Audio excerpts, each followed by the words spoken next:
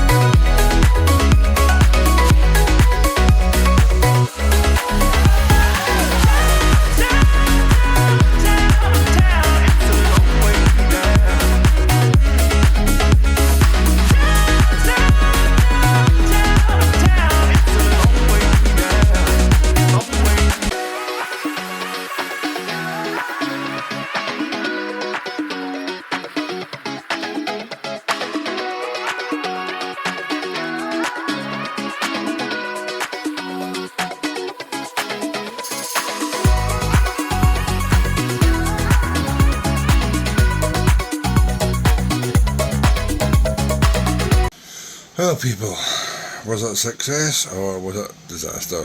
I think it was a disaster, to be honest.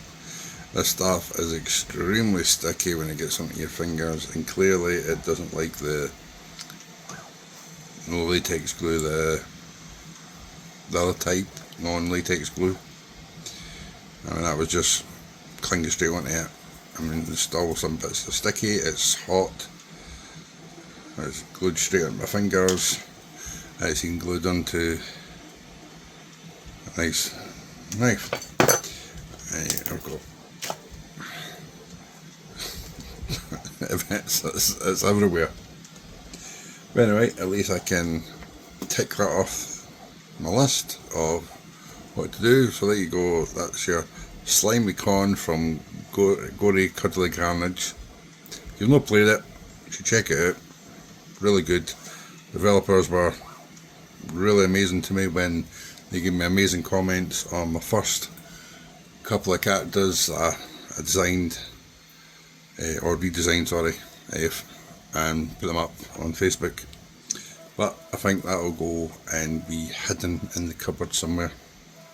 So until next time, subscribe, like, comment, even if you want to tell me what you want me to try and do next. Anyway, see ya.